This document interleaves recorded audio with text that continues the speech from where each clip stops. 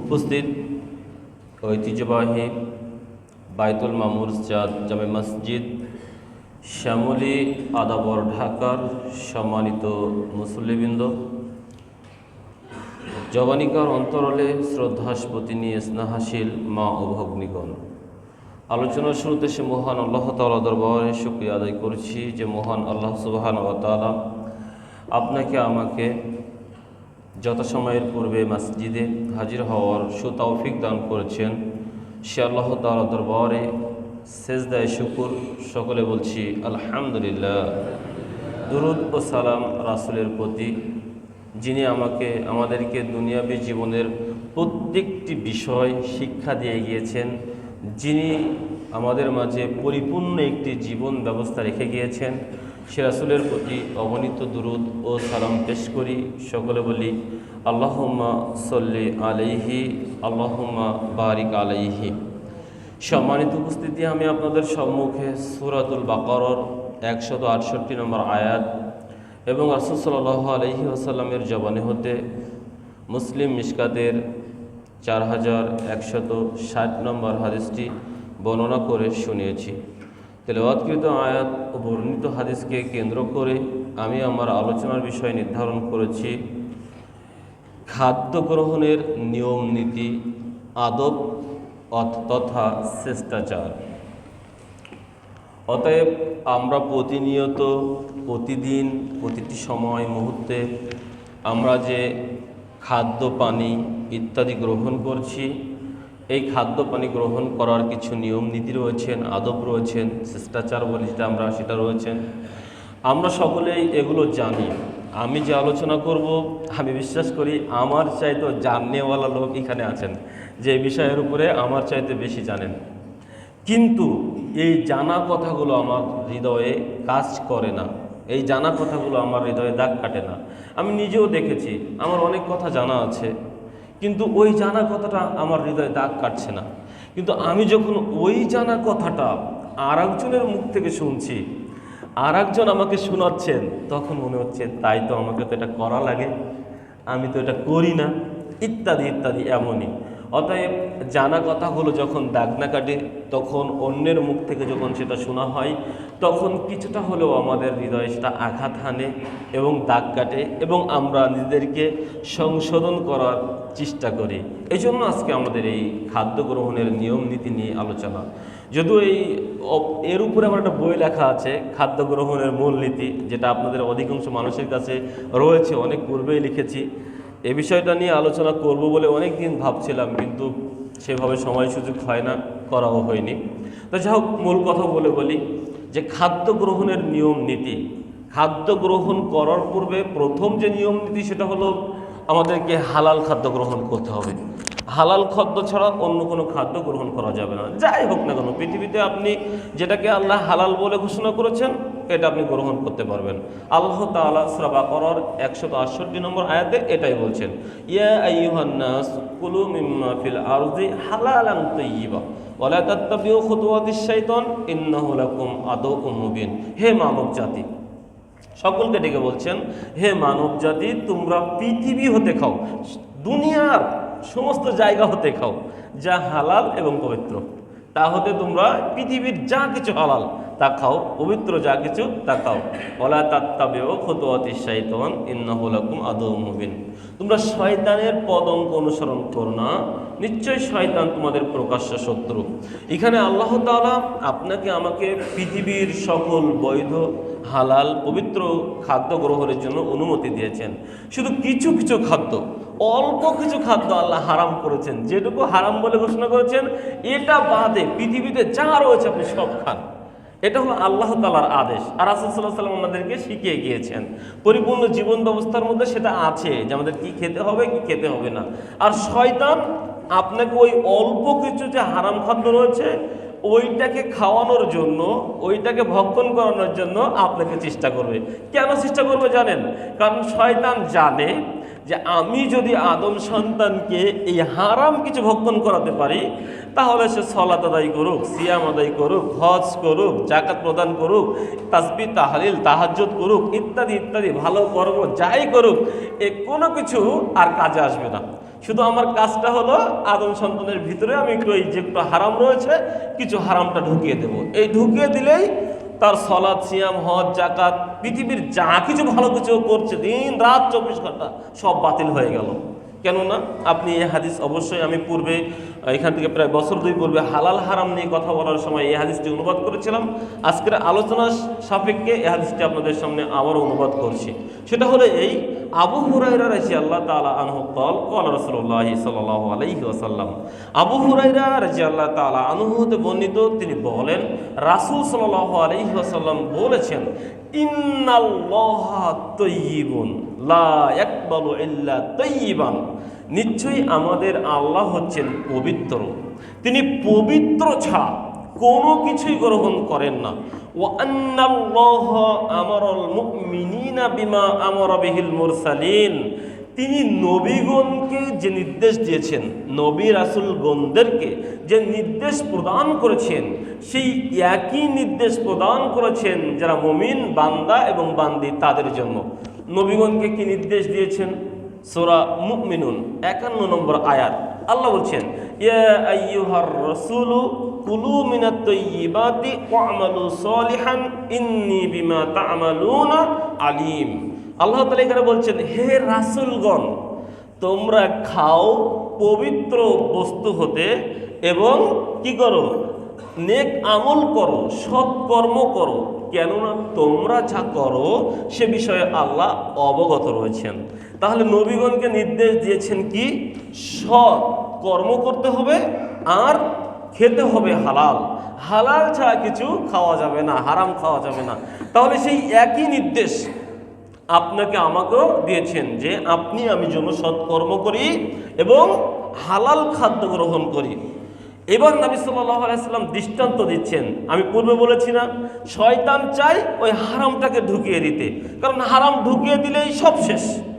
এজন্য রাসূল সাল্লাল্লাহু আলাইহি ওয়াসাল্লাম এবার দৃষ্টান্ত দিচ্ছেন, সুম্মা যাকারা রাজুলু ইউদুলু সাফরা আশআসা আকবারা ইয়ামুদ্দু ইয়াদাইহি ইলাস সামাই ইয়া রাব্বি ইয়া রাব্বি।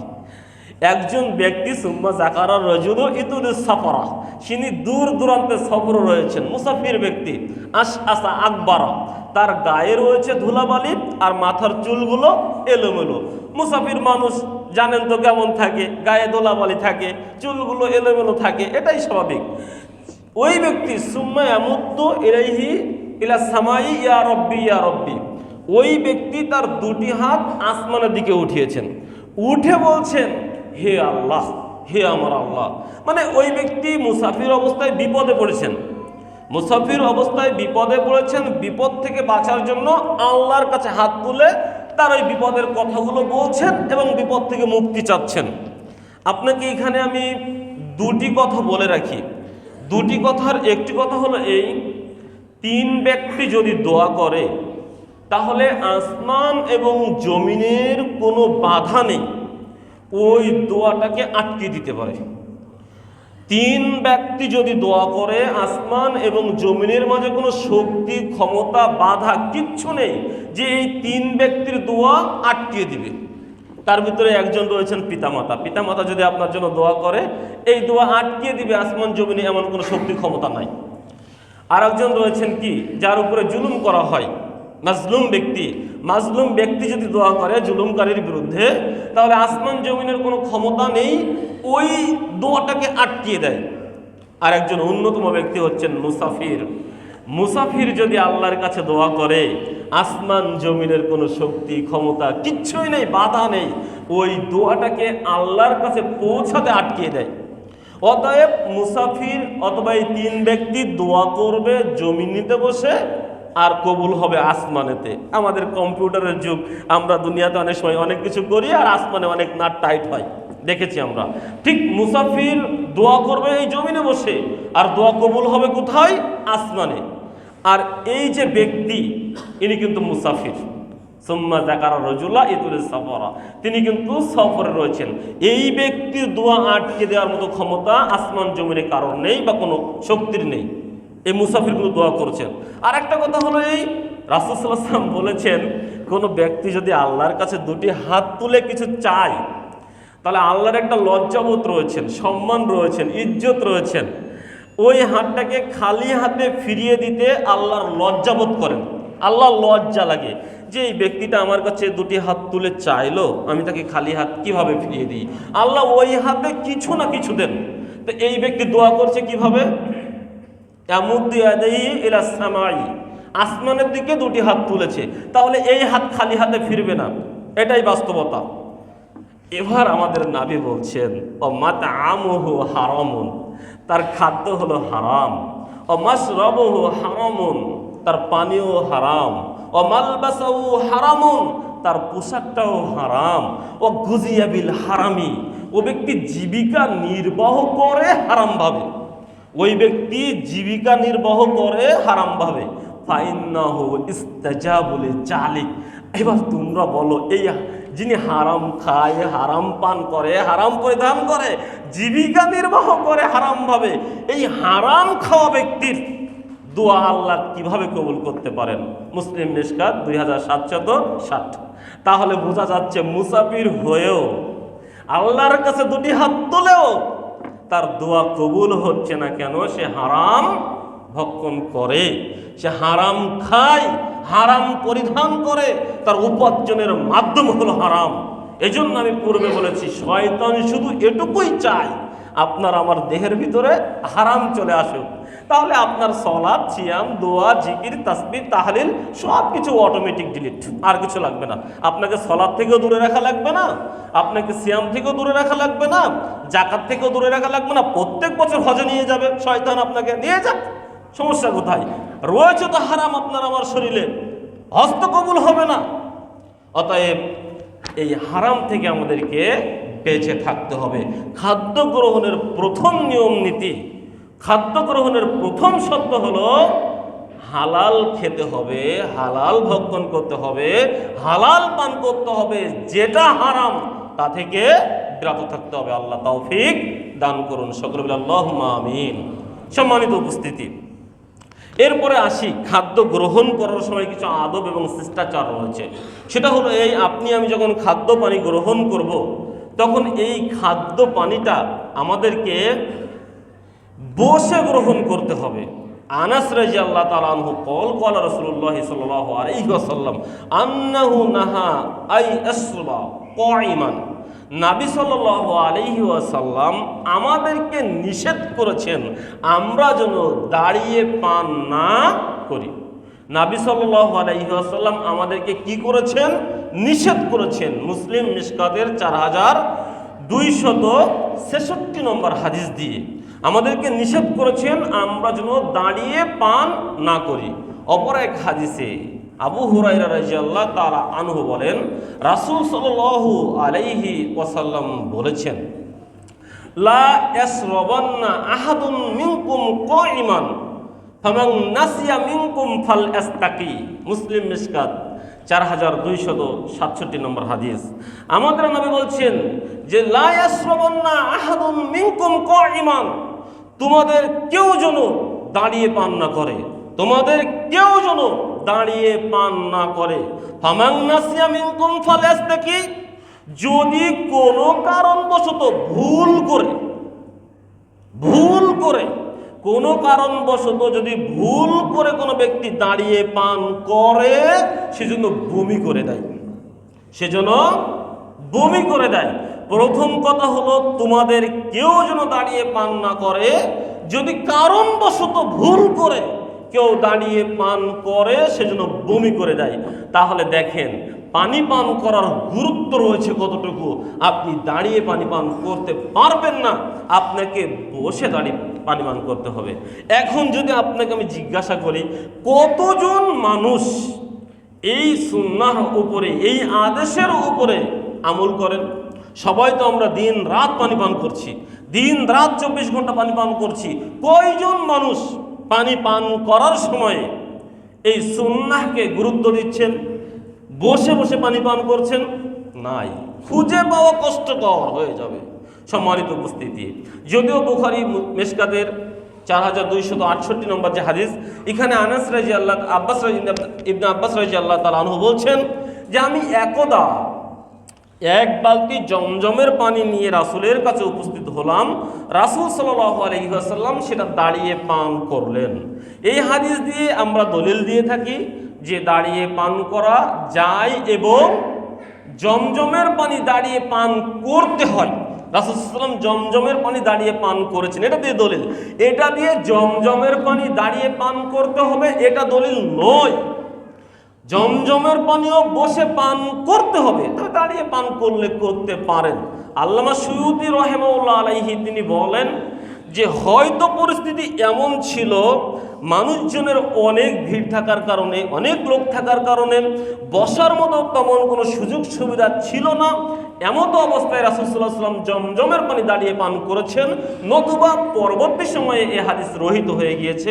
এ কথা আল্লামা সুয়ুতী রাহিমাহুল্লাহ আলাইহি বলেন। সম্মানিত উপস্থিতি, অপর এক হাদিসে আব্দুল্লাহ ইবনে আমর রাদিয়াল্লাহু তাআলা আনহু বলছেন, আমরা রাসূলের সময়ে চলা অবস্থাতে খেতাম এবং দাঁড়ানো অবস্থাতে পান করতাম। তিরমিজি মিশকাতের 4275 নম্বরের হাদিস। এই হাদিস দিয়ে আমরা জানতে পারি রাসূলের সময়ে মানুষ চলা অবস্থাতে খেত এবং দাঁড়িয়ে পান করত, এটা আমরা প্রমাণ পেলাম। এখানে মূল কথা হলো এই, আপনি বিশেষ প্রয়োজনে চলা অবস্থায় খেতে পারেন, এটা ইসলাম অনুমতি দিয়েছেন। বসে খেতে হবে, এটা আদব, এটা শিষ্টাচার, এটা রাসূলের সুন্নাহ। কিন্তু বিশেষ কোনো কারণে আপনি দাঁড়িয়ে বা চলা অবস্থায় খেতে পারেন, এটা ইসলাম অনুমতি দিয়েছেন। আর দাঁড়িয়ে পান করারও অনুমতি বিশেষ কারণে দিয়েছেন। পরবর্তী আরেকটা হাদিস রয়েছেন যেটা আমর ইবনে শুআইব তার পিতার মাধ্যমে তার দাদা থেকে বর্ণনা করেন। তিনি বলেন, রাআইতুন নবী সাল্লাল্লাহু আলাইহি ওয়াসাল্লাম ইয়াশরাবু কাইমান ওয়া কাঈদান। আমি নবী সাল্লাল্লাহু আলাইহি ওয়াসাল্লামকে দেখেছি দাঁড়িয়ে এবং বসে পানি পান করতে। অতএব তিরমিজি মিশকাতের 4276 নম্বরের হাদিস দিয়ে আমরা জানতে পারলাম যে রাসূল সাল্লাল্লাহু আলাইহি ওয়াসাল্লাম দাঁড়িয়ে এবং বসে পানি পান করেছেন, এটা সাহাবীগণ দেখেছেন। তাহলে পূর্বের যে হাদিস, প্রথম যে হাদিস দুটি বলেছি, একটু মাথার ভিতরে কেমন পেকে গেল। প্রথম যে দুটি হাদিস বলেছি যে তোমরা দাঁড়িয়ে পান করো না, দ্বিতীয় হাদিসটি বলেছি তোমরা দাঁড়িয়ে পান, তোমাদেরকে নির্দেশ দিচ্ছি তোমাদের কেউ যেন দাঁড়িয়ে পান না করে। যদি ভুলবশত করে তাহলে সে যেন বমি করে দেয়। আর সর্বশেষ যে হাদিস বললাম, এখানে বললাম আমি দেখেছি রাসূল সাল্লাল্লাহু আলাইহি ওয়াসাল্লামকে দাঁড়িয়ে এবং বসে পানি পান করতে। তাহলে কি হলো? দুইটা হাদিসের মধ্যে কি সাংঘর্ষিক লেগে গেল, বিপরীত হয়ে গেল? জি না, সম্মানিত উপস্থিতি, সাংঘর্ষিক নয়। কারণ একটা জিনিস আপনাকে বিশ্বাস করতে হবে, মানতে হবে। আমরা হাদিস বলতে বুঝি রাসূল সাল্লাল্লাহু আলাইহি ওয়াসাল্লামের কথা, কাজ এবং মনসম্মতি। যখন এই তিনটার আসবে তখন আপনি প্রাধান্য কোনটা দিবেন? রাসূল সাল্লাল্লাহু আলাইহি ওয়াসাল্লাম যেটা করেছেন না যেটা করতে বলেছেন? রাসূল সাল্লাল্লাহু আলাইহি ওয়াসাল্লাম যেটা করেছেন এটা বলবেন, তাই না? এটা নয়। তিনটার ভিতরে সবচেয়ে প্রাধান্য পাবে যেটা রাসূল সাল্লাল্লাহু আলাইহি ওয়াসাল্লাম করতে বলেছেন মুখ দিয়ে, যেটা করেছেন ওটা নয়। কারণ করেছেন এর পিছনের কারণ আমি জানি না, করেছেন কেন এর পিছনের কারণ আমি জানি না, কি কারণে তিনি করেছেন এটা জানি না। আমি দেখেছি যেটা করেছেন, কিন্তু কি কারণে তিনি করলেন এটা জানি না। কিন্তু রাসূল সাল্লাল্লাহু আলাইহি ওয়াসাল্লাম যেটা বলেছেন ওটা তার নির্দেশ এবং তার আদেশ এবং নিষেধ, এটা প্রাধান্য পাবে। অতএব হাদিস মানার ক্ষেত্রে সর্বপ্রথম হলো কওলে হাদিস গ্রহণযোগ্য, রাসূল সাল্লাল্লাহু আলাইহি ওয়াসাল্লাম যেটা বলেছেন, অতঃপর যেটা রাসূল সাল্লাল্লাহু আলাইহি ওয়াসাল্লাম করেছেন, এরপরে যেটা সম্মতি দিয়েছেন। এবার দ্বিতীয়ত আসি, রাসূল সাল্লাল্লাহু আলাইহি ওয়াসাল্লামের সুন্নাহ হলো আপনাকে বসে পানি পান করতে হবে, বসে খাদ্য গ্রহণ করতে হবে। বিশেষ করে পানি পান করার ব্যাপারে বেশি জোরালো দেওয়া হয়েছে। বসে পান করতে হবে, এটাই চূড়ান্ত সিদ্ধান্ত, এটা সুন্নাহ, এটাই জায়েজ। আর অনুমতি রয়েছে বিশেষ কারণে আপনি দাঁড়িয়ে পান করতে পারেন। এটা যদি অনুমতি না দিয়ে যেত তাহলে ইসলাম পরিপূর্ণ জীবন ব্যবস্থা হতো না, আল-ইয়াওমা আকমালতু লাকুম দীনাকুম হতো না, যদি এই অনুমতি না থাকতো। কেননা প্রস্রাব করতে হবে বসে, এটাই রাসূলের সুন্নাহ, এটাই ইসলাম, এটাই নির্দেশ। বসে প্রস্রাব করতে হবে, দাঁড়িয়ে নয়। কিন্তু রাসূল সাল্লাল্লাহু আলাইহি ওয়াসাল্লাম দাঁড়িয়ে প্রস্রাব করেছেন কোনো এক সময়ে, কোনো এক মুহূর্তে। কারণ কি? এমন যদি কোনো সমস্যার সম্মুখীন হয় যে আমার উম্মুকে দাঁড়িয়ে প্রস্রাব করতে হবে, আর আমি যদি নির্দেশ না দিয়ে যাই, আমার ভিতরে যদি এই শীতলতা না থেকে যায়, তাহলে আমার উম্মাহ সে সময় কষ্ট পাবে শরিয়া মানতে। যেমন বর্তমান সময়ে আপনি দেখতে পারেন, আমরা বিভিন্ন সময়ে বিভিন্ন জায়গায় যাই। যেমন আমি এখন খুতবা দিয়ে সাতক্ষীরায় চলে যাব, তো এই গাড়িগুলো কিছু কিছু জায়গায় যাত্রা বিরতি দেয়, সেখানে যে প্রস্রাব পায়খানার জায়গা রয়েছে সেখানে আপনি বসতে পারবেন না, বসলেই দুই সাইড আপনার চেপে ধরবে। তখন বাধ্যতামূলক আপনার প্রস্রাবও করা লাগবে, পরিস্থিতি এমন। এখন আপনাকে দাঁড়িয়ে প্রস্রাব করতে হবে। এখন রাসূলের যদি এর আমল না থাকতো, তাহলে আপনি তো রাসূলের সুন্নাহ অবজ্ঞা করতে পারতেন না। এই জন্য আমার উম্মাহ যেন কষ্ট না পড়ে, জীবনের প্রতিটি মুহূর্তে কি ঘটবে, এখন ঘটছে, পরবর্তীতে কি সমস্যার সম্মুখীন হতে পারে, এই জন্য রাসূল সাল্লাল্লাহু আলাইহি ওয়াসাল্লাম কোনো একদিন দাঁড়িয়ে প্রস্রাব করে বুঝিয়ে গিয়েছেন, আমার উম্মাহ যদি এমন বিপদে পড়ে যায় যে দাঁড়িয়ে প্রস্রাব করতে বাধ্য, তাহলে সে দাঁড়িয়ে প্রস্রাব করবে। কিন্তু যখন সুযোগ রয়েছে বসে প্রস্রাব করার, তখন দাঁড়িয়ে প্রস্রাব করলে গুনাহগার হবে। ঠিক পানিও তাই, যখন পানি পান করবেন সব সময় বসে করবেন, কিন্তু পরিস্থিতি যদি এমন হয় বসার সুযোগই নেই, ওই গাড়ির কথাই বলি, আপনারা সব চাকরিজীবী মানুষ, বিকাল 4টায় চাকরি ছেড়ে আপনি যাচ্ছেন বাসাতে, ঢাকার শহরের 20 মিনিটের পথ অনেক সময় 3 ঘন্টাতেও শেষ হয় না, 20 মিনিটের পথ 3 ঘন্টাতেও শেষ হয় না। আপনি ভাবছেন গাড়িতে উঠে এই তো 20 মিনিটে চলে যাব, অথচ দেখা যাচ্ছে 3 ঘন্টা হয়ে যাচ্ছে, আপনি পৌঁছাতে পারছেন না। গলায় তৃষ্ণা এসে গিয়েছে, সিটগুলো সব বুক হয়ে রয়েছে, মানুষ তো দাঁড়ানোর জায়গা নেই, পা রাখারও জায়গা নেই লোকাল বাসগুলোতে। এমন পরিস্থিতিতে আপনি আছেন, একজন ব্যক্তি উঠেছে, পানি লাগবে, আপনার তৃষ্ণা পেয়েছে, আপনি পানিও নিলেন, তা আপনি বসবেন কোথায়? এই অবস্থায় রাসূলের যদি এই হাদিস না থাকতো, তাহলে তো আপনি পানি পান করতে পারতেন না, তৃষ্ণায় আপনার বুক ফেটে যেত। এই জন্য এখানে রাসূলের এই হাদিসটি প্রযোজ্য, আপনি এখানে দাঁড়িয়ে পানি পান করতে পারবেন। কেননা বিদ্বানগণ বলেছেন রাসূল সাল্লাল্লাহু আলাইহি ওয়াসাল্লাম সর্ব অবস্থাতেই বসে পানি পান করেছেন। জীবনের কোনো এক মুহূর্তে 1 অথবা 2 দিন তার জীবনে দাঁড়িয়ে পানি পান করেছেন, আর সর্ব অবস্থায় বসে করেছেন। জীবনের সর্ব অবস্থায় তিনি বসে পানি পান করেছেন, আর 1 অথবা 2 দিন বা 1 অথবা 2 বার তিনি দাঁড়িয়ে পানি পান করেছেন, যার কারণে আজকে আপনি আমি বাসের ভিতরে কঠিন মুহূর্তে পানি পান করতে পারি, আপনি আমি গুনাহগার হব না। এই জন্য এই হাদিসটি, অতএব 2টা হাদিসের ভিতরে কোনো পার্থক্য নেই। সম্মানিত উপস্থিতি, অতএব সর্বপ্রথম কথা বলছিলাম, পানি যখন পান করতে হবে, খাদ্য গ্রহণ করতে হবে, তখন বসে করতে হবে, দাঁড়িয়ে করা যাবে না, যদি পরিবেশ অনুকূলে থাকে। আল্লাহ আমাদেরকে এ আমল করার তৌফিক দান করুক, সকলে বলে আল্লাহুম্মা আমিন। দ্বিতীয়ত, আপনি আমি যখন পান করব, তখন ডান হাত দিয়ে পান করব, ডান হাতে পান করব, ডান হাতে খাদ্য গ্রহণ করব।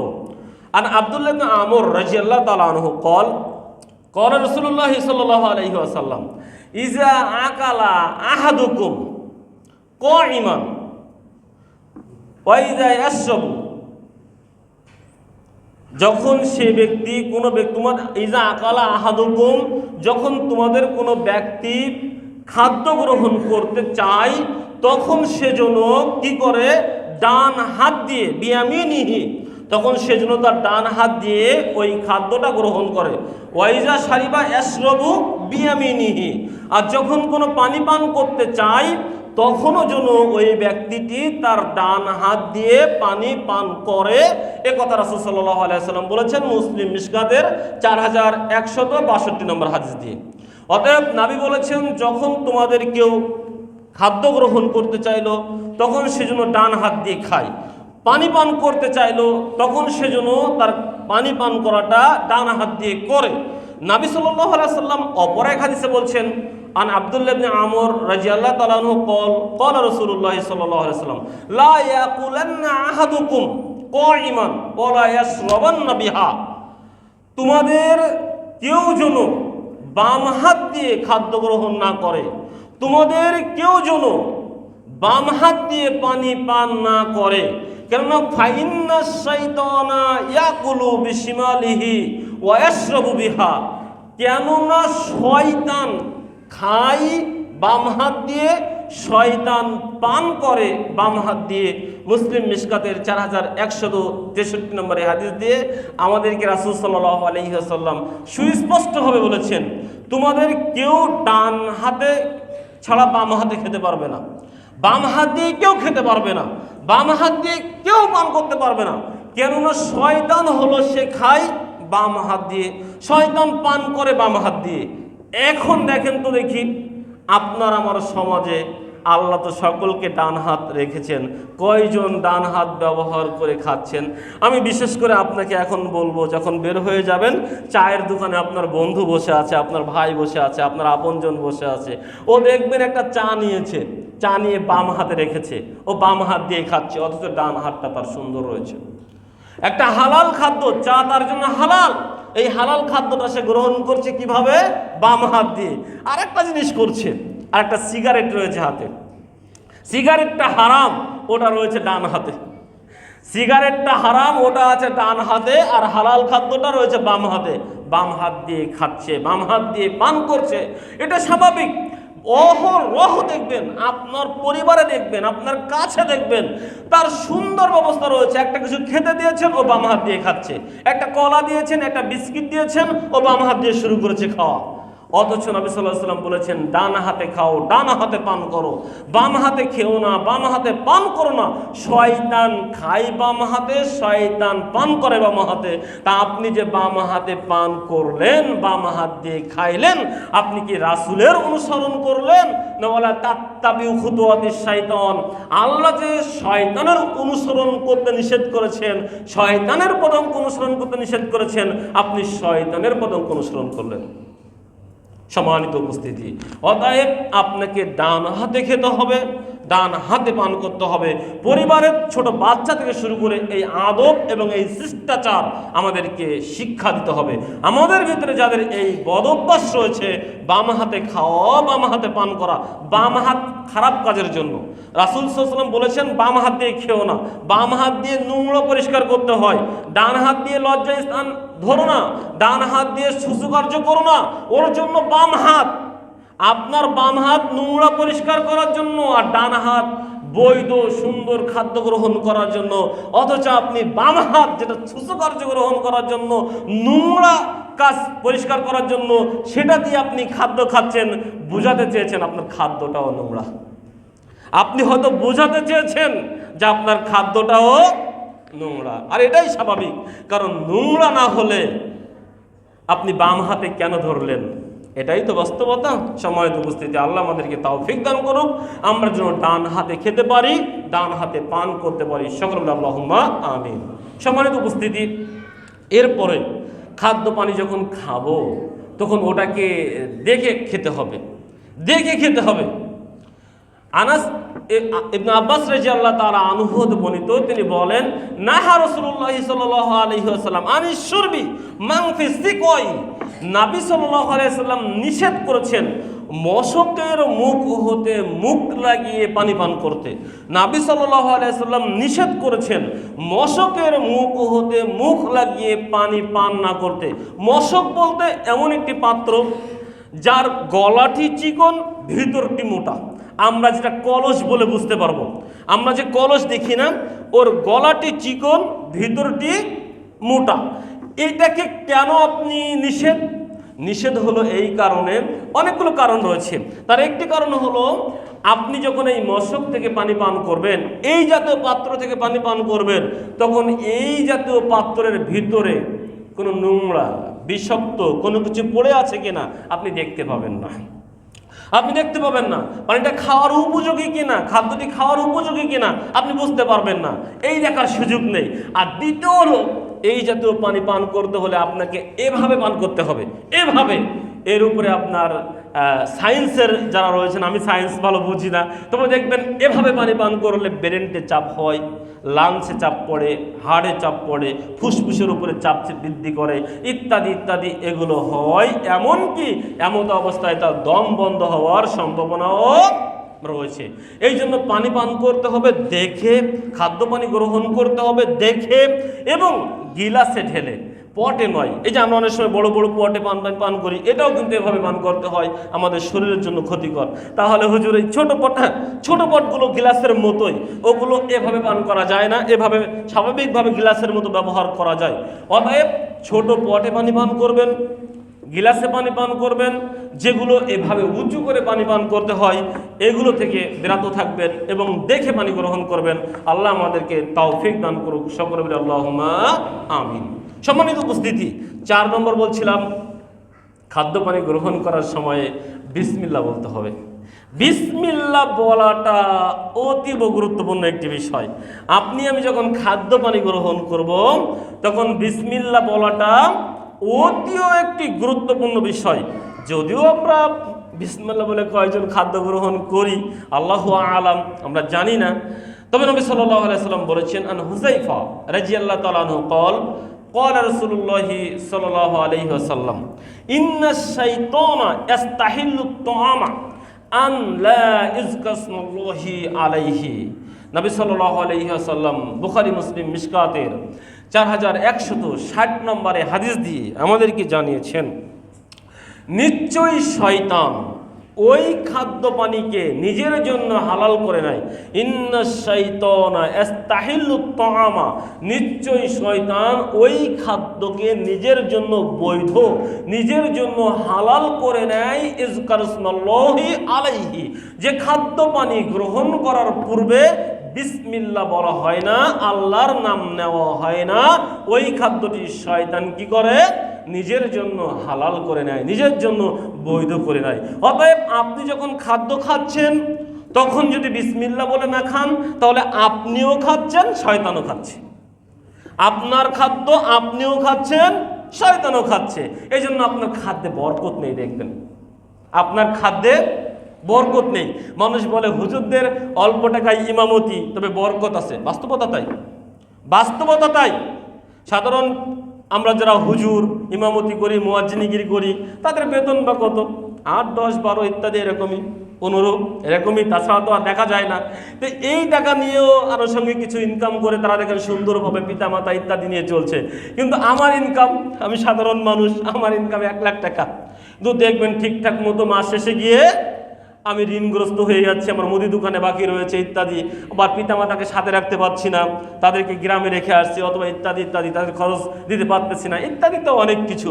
কারণ এই যে হুজুর যখন খায় আল্লাহর বরকতের আশা করে, বিসমিল্লাহ বলে, আর আপনি আমি যখন খাই তখন কি করি? শুরু করি, পাইলেই খাই। তো ও তো শয়তান খেয়ে দিচ্ছে, আর আমি কতটুকু পেইলাম? কারণ এখান থেকে বরকত চলে গিয়েছে। এই জন্য খাওয়ার পূর্বে অবশ্যই বিসমিল্লাহ বলতে হবে। আপনি বলবেন, আপনার স্ত্রীকে শেখাবেন, আপনার সন্তানাদিকে শেখাবেন, আপনার স্ত্রীকে বলবেন। আপনার ছোট বাচ্চা যার বয়স এখন 1 দিন, ওই বাচ্চাকে যখন দুধ পান করায় যেন বিসমিল্লাহ বলে দুধ পান করায়। কেননা ওই বাচ্চার সাথে শয়তানও কিন্তু দুধ পান করে নিবে। তাহলে আপনার বাচ্চার পুষ্টিগুণে অভাব দেখা দিবে, আপনার বাচ্চার খাদ্যে ঘাটতি দেখা দিবে ইত্যাদি। এগুলো হওয়াটাই স্বাভাবিক, কারণ খাদ্য তো 2 ভাগে ভাগ হয়ে যাচ্ছে।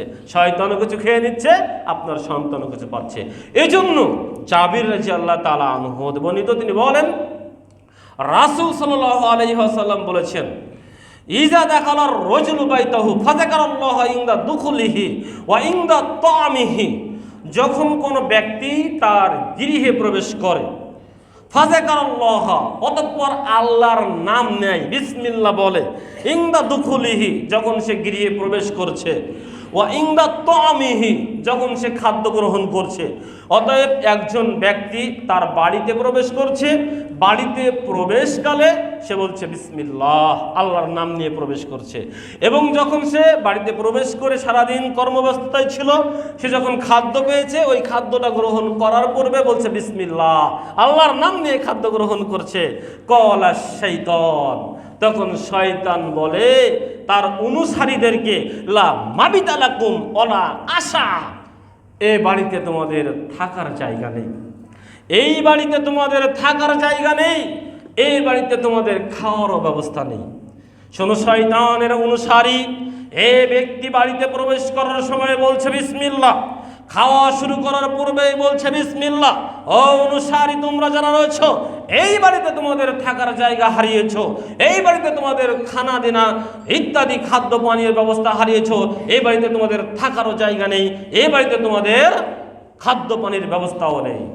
ওয়াই যে দেখাল ফালাম ইযকুরুল্লাহ ইনদা দুখুলিহি, আর যখন কোনো ব্যক্তি তার গৃহে প্রবেশ করে অথচ প্রবেশকালে ফালামিজকুল্লাহ ইনদা দুকুলিহি, আল্লাহর নাম নেয় না, বিসমিল্লাহ বলে প্রবেশ করে না, ক্বালা শাইতান, তখন শয়তান তার অনুসারীদেরকে বলে আদরাকতুমুল মাবিতা, এই বাড়িতে তোমাদের থাকার জায়গার ব্যবস্থা হয়েছে। ও আমার অনুসারী চলে আসো, এই বাড়িতে তোমাদের থাকার জায়গার ব্যবস্থা হয়েছে। ওয়াইজা লাম ইযকুরুসমাল্লাহি ইনদা তাআমিহি, আর ওই ব্যক্তি যখন গৃহে প্রবেশ করে খাদ্য গ্রহণ করে অথচ আল্লাহর নাম নাই না, তখন আবার শয়তান তার অনুসারীদেরকে বলে ক্বালা শাইতান আদরাকতুমুল মাবিতা ওয়া আশা, ও আমার অনুসারীগণ, এ বাড়িতে তোমাদের থাকার জায়গা হয়েছে, এ বাড়িতে তোমাদের খাদ্যর ব্যবস্থা হয়েছে। এ কথা শয়তান তার অনুসারীদেরকে বলে। মুসলিম মিশকাতের 4161 নম্বর হাদিস দিয়ে আমরা জানতে পারি।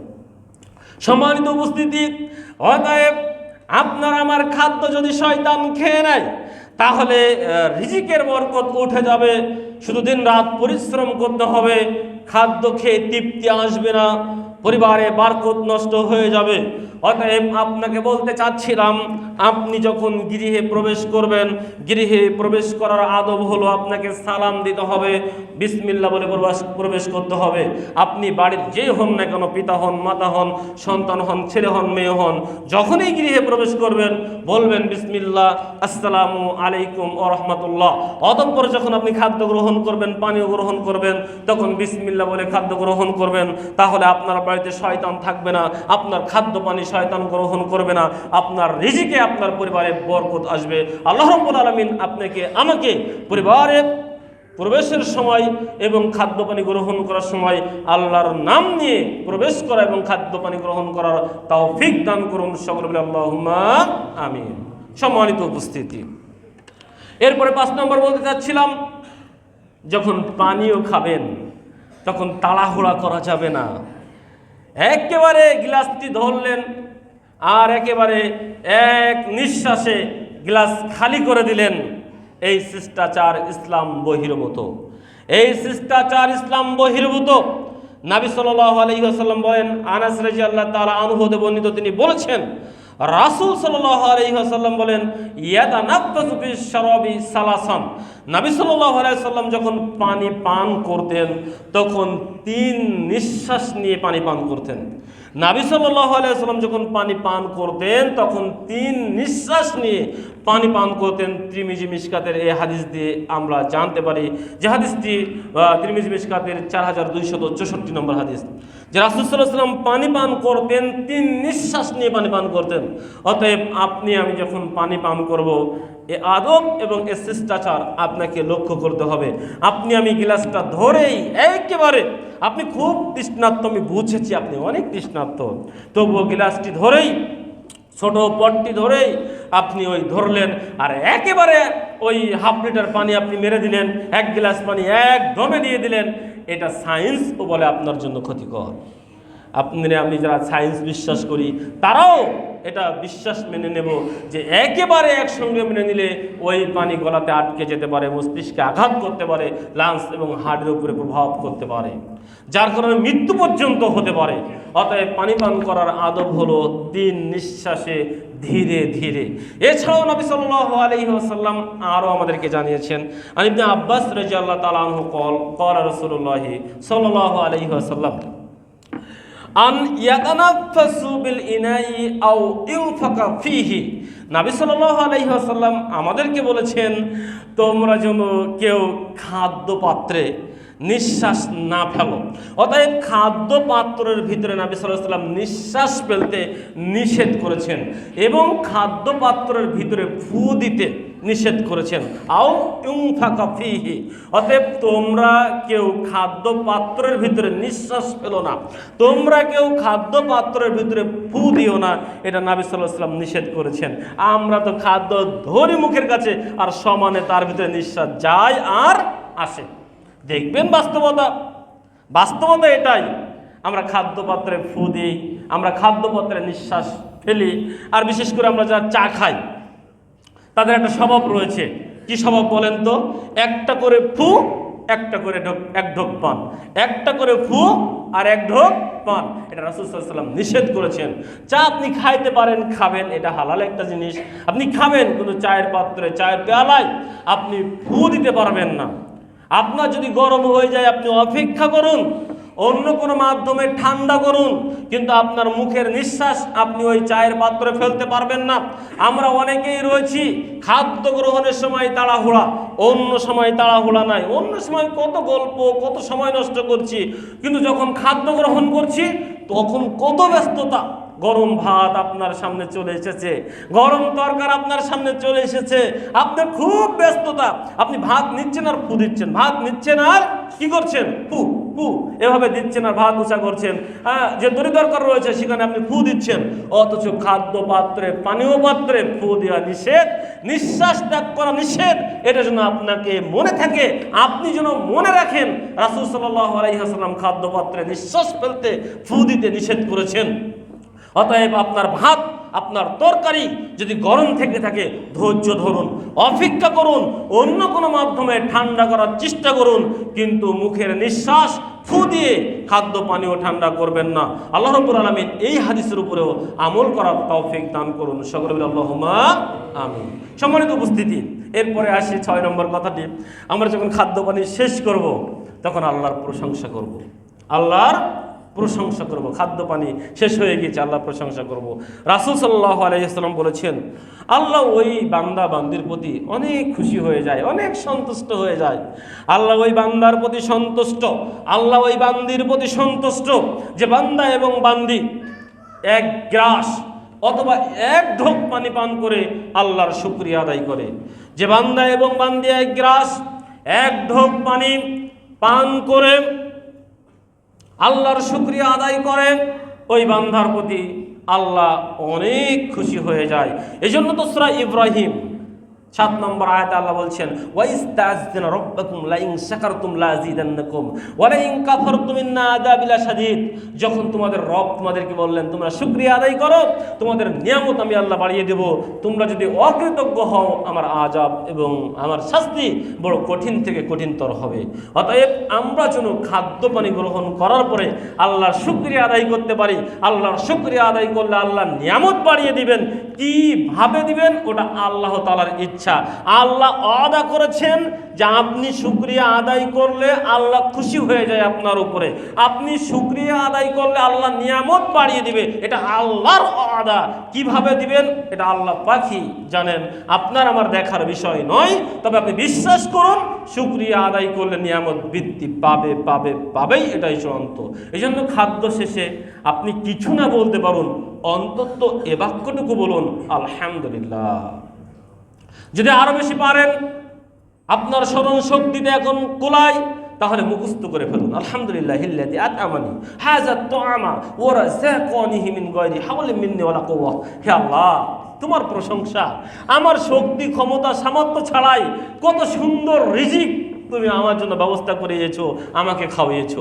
আমরা যে গোশত মাছ খাই, তাই না, কত সুন্দর খায়। এইখানে এসে ডিম দিয়ে নাস্তা করলাম, আবার এরপরে নাস্তা করব, আমাদের সভাপতি সাহেবের পক্ষ থেকে খাদ্য খাবার আসবে।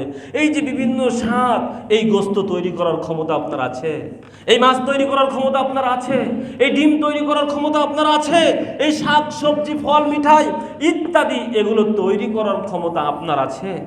এর ভিতরে সুন্দর স্বাদ যেটা আপনার আমার জিভে লেগে থাকে, এই স্বাদ তৈরি করার ক্ষমতা আপনার আমার আছে নাই। এই জন্য আপনি আমি আল্লাহকে বলবো, আল্লাহ শুকরিয়া তোমার, তুমি আমাদের চেষ্টা এবং আমার ক্ষমতা ছাড়াই, কোনো ক্ষমতা নেই এই খাদ্য খাওয়ার, আমার এই ক্ষমতা এই শক্তি আমার কিছু নেই, অথচ তুমি আমার জন্য এত সুন্দর সুন্দর খাদ্যের ব্যবস্থা করিয়েছো, আমাকে খাওয়িয়েছো, তোমার শুকরিয়া আলহামদুলিল্লাহ। সম্মানিত উপস্থিতি, আর যে ব্যক্তি আপনাকে খাওয়িয়েছে, আপনাকে আমাকে অনেকেই খাওয়ায় না, আপনাকে আমাকে তো অনেক সময় অনেক কিছু খাওয়াই, কেউ একটা চা খাওয়াই, কেউ একটা বিস্কিট খাওয়াই, ইত্যাদি ইত্যাদি খাওয়াই, কেউ বাসায় নিয়ে ভাত খাওয়াই, কেউ ফল খাওয়াই, ইত্যাদি ইত্যাদি অনেক কিছু তো খাওয়াই। তা আপনি শুধু খেয়েই চলে আসবেন, তার জন্য কিছু বলবেন না? আপনি খেয়ে চলে আসবেন, তার জন্য কিছু বলতে হবে, আপনি তার জন্য বলুন। আসলে রাসূলের কথাগুলো ছোট্ট ছোট্ট বাক্য, কিন্তু দুনিয়া ভরে দেওয়া তার ভিতরে। ছোট্ট ছোট্ট বাক্য কিন্তু দুনিয়া ভরে দেওয়া, গোটা পৃথিবী ভরে দেওয়া তার ভিতরে। কিভাবে যে আল্লাহ রাসূল সাল্লাল্লাহু আলাইহি ওয়াসাল্লাম এই বাক্যগুলো সেট করেছেন যে ছোট্ট কথায় দুনিয়ার সব হয়ে যায়। হুজুর আধা ঘন্টা ধরে আপনাকে খুশি করার জন্য এদিক থেকে ওদিক থেকে টেনে টুনে এনে আধা ঘন্টা ধরে যে দোয়া করে, রাসূলের 10 সেকেন্ডের দোয়ার ভিতরে সেগুলো সব ঢুকানো রয়েছে। আপনাকে একজন খেতে দিয়েছেন, আপনি সংক্ষিপ্ত বলে দেন আল্লাহুম্মা বারিক লাহুম ফিমা রাযাকতাহুম ওয়াগফির লাহুম ওয়ারহামহুম। শুধু এটুকুই বলেন। কি বললেন আপনি? কি বললেন? আল্লাহুম্মা বারিক লাহুম ফিমা রাযাকতাহুম, আল্লাহ আপনার উপরে বারাকা দান করুন, আপনার রিজিক বৃদ্ধি করে দিক। ওয়াগফির লাহুম, আল্লাহ আপনাকে ক্ষমা করে দিন। ওয়ারহামহুম, আল্লাহ আপনার প্রতি দয়া এবং অনুগ্রহ করুন। দেখেন তো পৃথিবী ভরে দেওয়া রয়েছে না এর ভিতরে? পৃথিবী ভরে দেওয়া আছে না এর ভিতরে? গোটা পৃথিবী ভরে দিয়েছেন। আল্লাহ আপনার উপরে বারাকা দান করুক, আপনার রিজিক বৃদ্ধি করুক, আল্লাহ আপনাকে ক্ষমা করুক, আল্লাহ আপনার উপরে দয়া অনুগ্রহ করুক।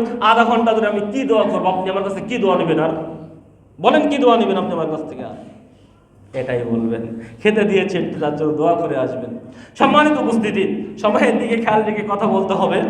আর এরপরে আরো অনেক কিছু রয়েছেন, আমি সংক্ষিপ্ত দিয়ে একটা পয়েন্ট বলি। সেটা হলো এই, আপনি আমি যখন খাদ্য খাবো তখন একসঙ্গে বসে খাবো, পরিবারের সঙ্গে বসে খাবো, ভিন্ন ভিন্ন খাবো না। একজন সাহাবী রাসূল সাল্লাল্লাহু আলাইহি ওয়াসাল্লামকে জিজ্ঞাসা করলেন, রাসূল সাল্লাল্লাহু আলাইহি ওয়াসাল্লাম, আমরা খাদ্য খাই, পরিতৃপ্তি হয় না, পরিতৃপ্ত হয় না, আমাদের খাদ্য খেয়ে পরিতৃপ্ত হয় না। রাসূল সাল্লাল্লাহু আলাইহি ওয়াসাল্লাম এটুকু শুনেই বললেন, আমাদের ডাক্তাররা যেমন আপনার কথা শুনেই বলে আপনার এই রোগ হয়েছে, রাসূল সাল্লাল্লাহু আলাইহি ওয়াসাল্লাম এ কথা শুনেই বললেন, তোমরা কি বাড়িতে আলাদা আলাদা খাও? তখন বললেন, জি আমরা বাড়িতে আলাদা আলাদা খাই। তখন রাসূল বললেন, আলাদা আলাদা খেও না, একসাথে খাও। আর খাওয়ার পূর্বে আল্লাহর নাম স্মরণ করো, তাহলে আল্লাহ ওই খাদ্যে রিজিক বৃদ্ধি করে দেবেন। সুবহানাল্লাহ। অতএব বাড়িতে যখন খাবেন একসাথে খাবেন, স্বামীর জন্য এক জায়গায়, স্ত্রীর জন্য এক জায়গায়, ছেলের জন্য এক জায়গায়, মেয়ের জন্য এক জায়গায়। এতে বরকত থাকে না, বরকত উঠে যায়। একসাথে থাকলে বরকত বৃদ্ধি পায়, ভালোবাসা বৃদ্ধি পায়। ওই স্ত্রী বলে ওটা তুমি নাও, স্বামী বলে না তুমি নাও এটা, বাবা বলে ওটা অমুক ছেলেকে দাও, মেয়েকে দাও, মেয়ে বলে না এটা বাবাকে দাও, মাকে দাও, এভাবে বলে। আমরাও দেখেছি, আমরা দু এক সময় বাসায় যাই, পিতামাতার সঙ্গে খেতে বসি, যখন আমার মা বলে যে এটা আরাফাত হোসেনের জন্য, এটা আরাফাত হোসেন তুমি নাও, অথবা কোনো একটা জিনিস আব্বাজানকে দিচ্ছে, আব্বাজান বলছে এটা আরাফাত হোসেনকে দাও, এক টুকরা গোস মনে করে না আমার পাতে আব্বাজান তুলে দিল, যে না না এটা আরাফাতকে দাও, আব্বাজান আমার পাতে দিয়ে দিল। আমি হয়তো আরও পরে 2 টুকরা গোস নিয়েছি, কিন্তু ওই আব্বাজান যে টুকরা তুলে দিয়েছে ওই টুকরার যে এত স্বাদ, পরের 2 টুকরার ভিতরে সেই স্বাদ নেই। কারণ ওই টুকরার ভিতরে ভালোবাসা, ওই টুকরার ভিতরে হৃদয় রিংড়ানো একটা আবেগ ওর ভিতরে প্রবেশ করেছে। কিন্তু এই খাদ্য যে আপনি একে অন্যকে দিলেন, একই খাদ্য কম হয়ে গেল? একসঙ্গে তো খাদ্য নিয়ে এসেছেন। যখন আপনি আমাকে 1 টুকরা দিলেন, তা আমি হয়তো 3 টুকরা গোশত নিতাম, তা 1 টুকরা আপনি দেওয়াতেই আমি 2 টুকরা নিব, তাহলে আমার টুকরা তো রয়ে গেল। তা আপনি তো ওই টুকরা নিয়েই খাবেন, আপনিও 3 টুকরা পেয়ে যাবেন। একটা কবিতা মনে পড়ে যায়, আসলে একসঙ্গে থাকলে কারোর খাদ্য কম হয় না, বরং রিজিক বৃদ্ধি পায় আর ভালোবাসা বেড়ে যায়। একটা কবিতা বলি, আমি পড়েছিলাম অনেক আগেই, যে নববর্ষের প্রথম দিনে আজ উৎসব রাতি, কৃষক পল্লী নব আনন্দে উঠিয়াছে তাই মাতি, শিরনি পায়েস ফিরনি রাধিয়া করিতেছে বিতরণ, অভাবের ব্যথা ভুলেছে তারা, খুশি ভরা আজ মন। এই রজনীতে 2টি যুবক, 2টি যে সহোদর, 2টি গৃহ হতে জাগিয়া উঠিল নিশ্চিত রাতের পর। এরপরে আর ভালো মনে নাই, কারণ সেই 7-8-এ পড়ছি, এখন হঠাৎ মনে আসতো বলে ফেললাম। এখন বড় ভাই উঠে তার স্ত্রীকে বলছেন, দেখো আমার ছোট ভাই আহমদ ও বড় কষ্টে রয়েছে, তার ছেলে মেয়ে কিছু নাই, আর আমি দেখো আমার ছেলে মেয়ে, তুমি আছো, স্ত্রী নিয়ে কত সুখে আছি। তা আমি তো ধান কেটে রেখে এসেছি, সরষার আটি রয়েছে পরিপাটি, তা ওভাবে তো রেখে এসেছি, ওর থেকে আমি কিছু দিয়ে আসি। তো বড় ভাই রাতের আধারে উঠে, পাশাপাশি তো ক্ষেত, তো ওই 100 আটি মনে করেন ছোট ভাই আহমদের ওখানে দিয়ে দিয়েছে, দিয়ে রাতে এসে আবার বাড়িতে ঘুমিয়েছে। আবার ছোট ভাই উঠেছে, সে উঠে বলছে, জ্যৈষ্ঠ আমার বড় কষ্টে, হ্যাঁ আমি তো একা খাই একা পড়ি, মোর লাগি কিবা প্রয়োজন এই সরষার আটি। এভাবে তিনি বলছেন, তার ছেলে রয়েছে, মেয়ে রয়েছে, স্ত্রী রয়েছে, কত কষ্ট রয়েছে আমার বড় ভাই, আমি এ থেকে কিছু আটি আমার ভাইকে দিয়ে আসি। আহমদও ছোট ভাই উঠে, সেও 100 আটি বড় ভাইয়ের ওই ধানের সাথে মিশিয়ে দিয়েছে। এবার কবিতার শেষের লাইনের দিকে এমন বলা রয়েছে যে সরষা রহিল সবারই সমান, এ দান যে মহিমাময়। কবিতা ভালো মনে নেই, সবগুলো বলতে পারলে ভালো হতো, যে সরষা রহিল সবারই সমান, এ দান যে মহিমাময়।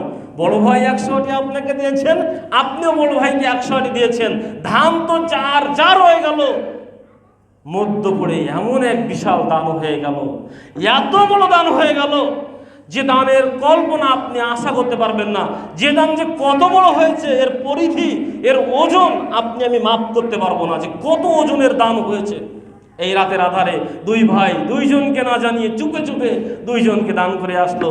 সরষা রহিল সবারই সমান, এ দান যে মহিমাময়। ঠিক একসঙ্গে যখন খেতে বসবেন, ও আপনাকে দিবে, ছেলেকে আপনি দিবেন, ছেলে আপনাকে দিবে, না এটা আব্বাজানকে দাও, এটা আম্মাকে দাও, এভাবে যখন বলবে, ঠিকই যার যা খাওয়া ঠিকঠাক হয়ে যাবে, মধ্যে পড়ে রিজিক বৃদ্ধি পাবে আর পরিবারে ভালোবাসা বৃদ্ধি পাবে। আল্লাহ রাব্বুল আলামিন আপনাকে আমাকে সকলকে একত্রে খাদ্য গ্রহণ করার তৌফিক দান করুক। সম্মানিত উপস্থিতি, আরও অনেক কথা রয়েছে।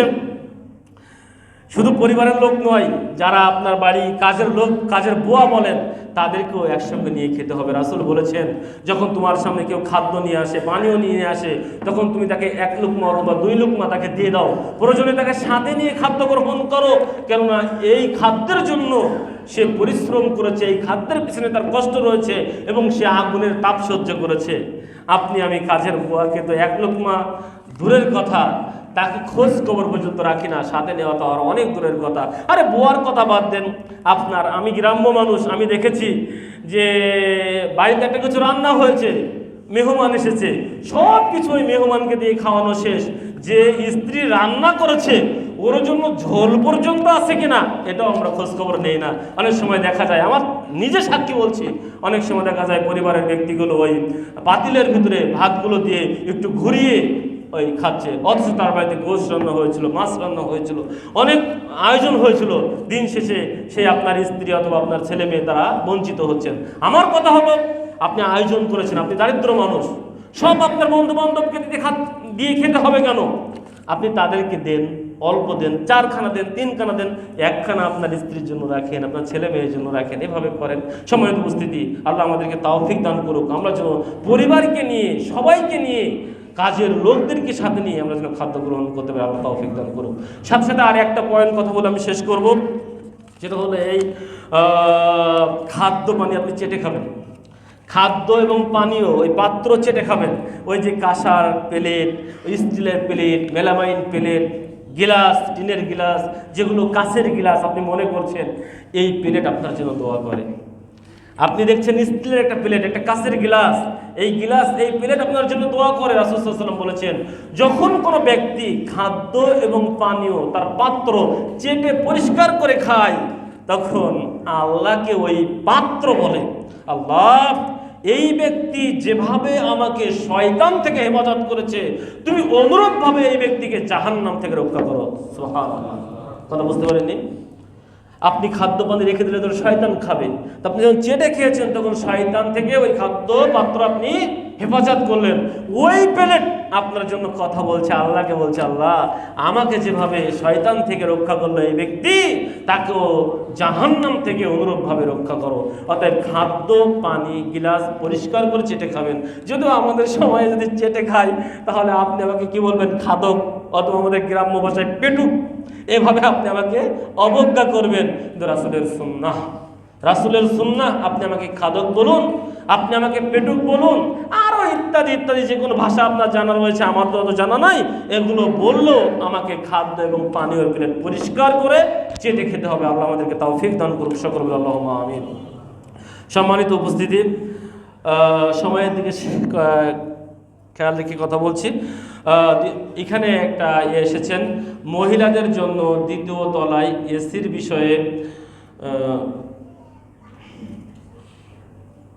নগদ ও বাকি অর্থ যারা দিবেন তাদের তালিকাভুক্ত করুন।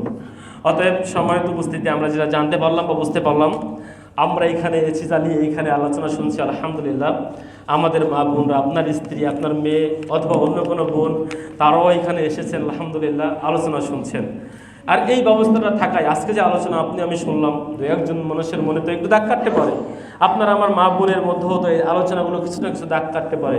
অতএব তারা এখানে আলোচনা এসেছেন, তারা এই পরিবেশের কারণে এখন আমাদের আবহাওয়া এত উত্তপ্ত হয়ে যায় যে ঘরের ভিতরে বসে আলোচনা শ্রবণ করা, বা আমাদের শরীরের কন্ডিশনে এমন হয়ে গিয়েছে যে আমরা আমাদের শরীরের কন্ডিশনের সাথে মেনে নিতে পারি না। এই জন্য প্রয়োজন দাঁড়িয়ে গিয়েছে এসি ব্যবহার করার।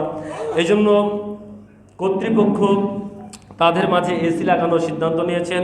অতএব আপনি আমি এই মহিলাদের সুন্দরভাবে এসে সালাত আদায় করার, এই সুন্দর পবিত্র কোরআন এবং সেই হাদিসের মহামূল্যবান আলোচনাগুলো বিভিন্ন শাইখ এখানে করে থাকেন, তাদের আলোচনাগুলো যেন তারা ধীর স্থিরভাবে মনোযোগ সহকারে শ্রবণ করতে পারে, এই পরিবেশ তৈরি করার জন্য আপনি আমি, আল্লাহ আপনাকে আমাকে যে সামর্থ্য দিয়েছেন, শক্তি দিয়েছেন, তা থেকে আমরা এগিয়ে আসব এবং এই এসিটার ভিতরে আমরা অংশগ্রহণ করব। অনেকেই রয়েছেন, যদি ইচ্ছে করে, এখানে আমি বিশ্বাস করি অনেকে রয়েছেন, সে একাই বলে দিতে পারবে যে আমি একটা এসি দিয়ে দেবো।